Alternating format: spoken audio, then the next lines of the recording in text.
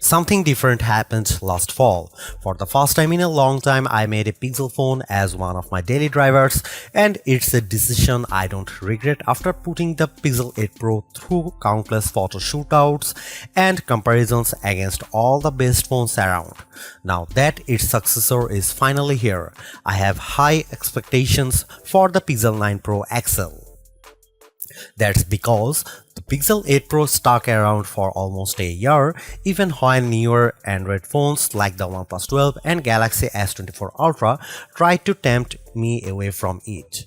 Google's rearranging its Pixel lineup because instead of just one flagship model, we are getting two Pro models instead. Technically speaking, the Pixel 9 Pro XL is the direct successor to the Pixel 8 Pro because of their similar sized screens, whereas the Pixel 9 Pro has a much smaller display. I break down all the details about them in my Pixel 9 and Pixel 9 Pro versus Pixel 9 Pro XL comparison. Given the opportunity of the iPhone 15 Pro Max and Galaxy S24 Ultra, Google's arming the Pixel 9 Pro XL with bigger upgrades like newer cameras, more helpful AI features, and a stronger, more durable design. In my Pixel 9 Pro XL review, I will see if it's a worthy update that could convince people to choose it over rival phones. Frankly, I'm annoyed that we are getting back-to-back price hikes because the Pixel 8 Pro launched at $100 more than its predecessor last year with its $999 starting cost. And now with the Pixel 9 Pro XL, it's up by yet another $100 to a starting price of $1,099 in the US. This effectively ends one of the best parts about getting a Pixel phone, their discounted prices. Pixel 9 Pro XL pre-orders are available right now with steep discounts on the flagship phone when you do a trade-in, although it will be available online and select retailers starting on September 4. There's a total of 4 colors at launch: Obsidian, Porcelain, Hazel, and Rose Quartz. I do miss the Bay option for my Pixel 8 Pro, but I do like the Rose Quartz color of my Pixel 9 Pro XL review unit because of its lighter tone. I'm really annoyed that the base starting storage is still 128GB. First and foremost, I love the redesigned camera hump on the back of the phone because it's much more pronounced than ever before. The elongated pill-shaped protrusion in a departure from the edge-to-edge camera bar in past Pixels, but it's exactly what it needs to set it apart from other phone designs. Apart from the camera arrangement, the design of the Pixel 9 Pro XL makes it look eerily similar to the iPhone 14 Pro Max due to the polished metal rims that are now flat as opposed to contoured. I know others may like this change, but it doesn't feel as comfortable to hold as the rounded edges of the Pixel 8 Pro, so it's something I'm just going to need to get used to. Despite this, at least it's still sporting the same matte gloss surfaces as before to give them that always clean, smooth look. Google claims that the design is twice as durable as the Pixel 8 Pro with its IP68 construction, especially with Corning Gorilla Glass Victus 2 protecting its screen. During its Made by Google event, the company made an outrageous claim that Pixel 9 Pro XL 6.8-inch Super Actua display reaches a peak brightness of 3000 nits. I didn't think it was ever going to get close to that in our testing, but I was mistaken. Hands down, the Pixel 9 Pro XL has the brightest screen we have ever tested, reaching a blinding peak of 2469 nits, a substantial improvement over the 1526 nits of the Pixel 8 Pro.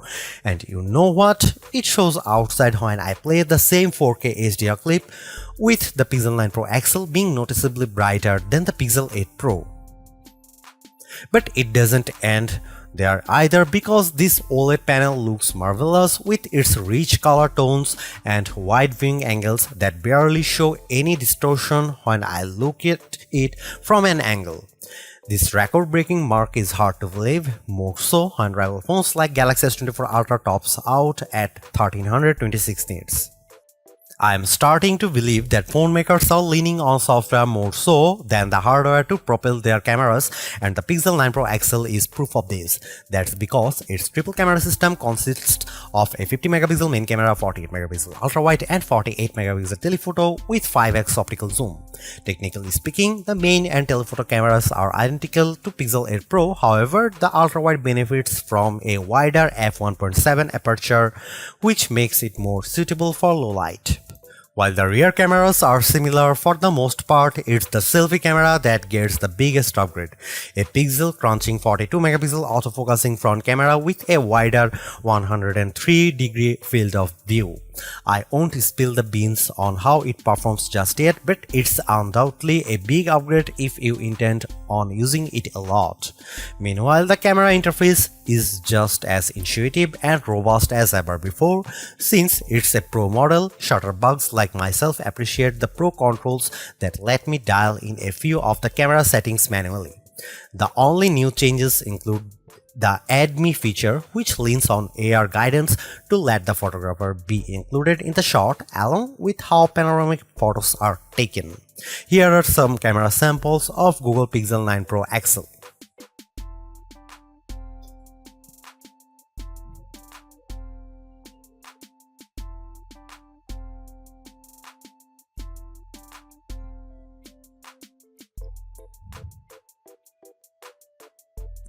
Another reason to choose the Pixel 9 Pro XL is because of its ability to shoot at up to 8K 30 FPS, whereas the previous Pixel 8 Pro caps out at 4K 60 FPS. On one hand, I like the extra utility of 8K recording because it gives me more playing zoom to edit videos by cropping them or adding digital pans or zooms in my video editing software, but you will need a high performance machine to handle them. While there are plenty of shooting modes and settings to adjust with video, like choosing between 24, 30 or 60 FPS, it still lacks full manual controls to get me the look I really want to go after. Here are some video samples of Pixel 9 Pro XL.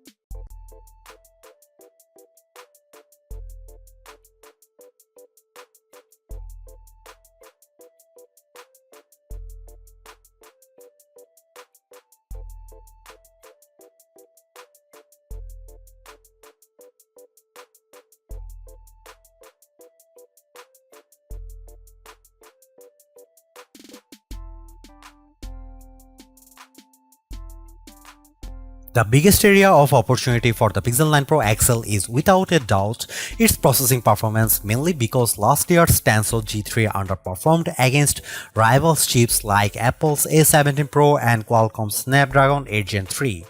With the Tensor G4 calling the shots, it's an improvement over the Pixel 8 Pro with Geekbench single and multi-core scores averaging at 100, 929 and 4747 respectively. On paper, it beats Pixel 8 Pro's scores of 1699 and 3666, but it trails the performance benchmark results of the iPhone 15 Pro Max and Galaxy S24 Ultra. Despite this, I am happy to report that its performance is buttery smooth and responsive with all the normal functions I do on my phone. I am also pleased by how it manages to keep more apps in memory with its upgraded 16 GB of RAM, which means less refreshing if I am multitasking. Over on the graphics performance side of things, it's a minimal gain running 3D benchmarks while Live Unlimited test to see how its GPU handles. Its 55.63 FPS score in well in line to what I expect out of a flagship device, but it's barely an improvement over the Pixel 8 Pro's 52 FPS score. And compared to the Galaxy S24 Ultra and iPhone 15 Pro Max, the Pixel 9 Pro XL doesn't come close to matching their insane frame rates. But don't let GPU performance tests be the single determining factor, because I loaded up Age of Origins and Modern Comfort without any hitch to either of their performances, even when there's a lot of action happening. The Tensor G4 might not be the speediest piece of silicon on the market, but it's certainly bringing along improved power efficiency. That's because of Pixel 9 Pro XL has 5060 mAh battery, which is marginally better than the Pixel 8 Pro's 5050 mAh1. Given how the Pixel 8 Pro came up short at 10 hours and 3 minutes in our battery benchmark test, I'm impressed that Pixel 9 Pro XL beats it in stunning fashion, clocking at 14 hours and 37 minutes at its longest. This is the kind of leap I want to see in any successive device, so I am delighted that we finally have a Pixel with extraordinary battery life. It has taken years to get here, but it's lasted me easily through a day with little worry. In fact, it hovers around 15% battery life each night right before bedtime. Battery life is a key area people look at when buying a phone, so it's long overdue that a Pixel can finally keep up with the competition. On the flip side, the Pixel 9 Pro XL also gets a boost with faster 37W wire charging, which is slightly off from Pixel 8 Pro's 30W charging. This results in getting 63% charged when in 30 minutes of charging, while the Pixel 8 Pro got to 59%. However, wireless charging is still capped at 15W with the use of a second-gen Pixel stand and a slightly slower 12W speed with QI wireless charging. Usually, Pixel devices launch with latest version of Android, but Google's choosing to launch the new Pixel 9 lineup with Android 14 as opposed to Android 15. I know there are people who are on the fence about this decision, but I'm not. Yes, there are certainly new features that accompany Android 15, but the new exclusive Pixel features are enough to tide me over. Of course, AI features play a huge part in Google's phones, and the Pixel 9 Pro XL is no exception. While it doesn't gain as many features as what the Pixel 8 Pro introduced, I do like how the majority of them have a practical purpose. Here's all the new AI feature. First of all, Google Gemini is the virtual assistant that handles everything on the phone, from asking it to create a list of places to visit on your vacation to controlling your favorite smart home devices. What's even better is that I can access Gemini Live by pressing on the corresponding button in the Gemini app. What I am impressed most about Gemini Live is the assistant's ability to handle natural conversation, like when I ask a follow-up question while it's speaking. It's even better that it sounds like I am having a conversation with an actual person.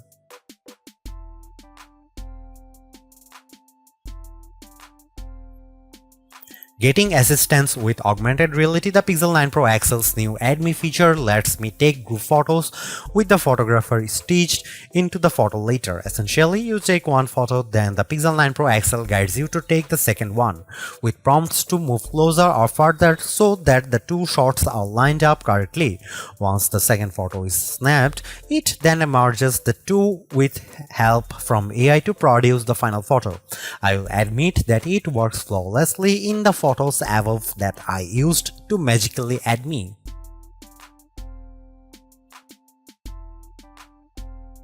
Technically a new feature within Magic Editor. I love how the new Reimagine feature uses generative AI to tweak my photos. It works based on backgrounds which I used to changes up the shots with the photos above. By writing down my request in a text box, I am surprised by how it generates the new set of images in less than 4 seconds. While it does accurately produces what I want, it can still occasionally mess up, but it works nicely for the most part. The first image is the original one in the gallery above, and the rest are generated with the Reimagine feature.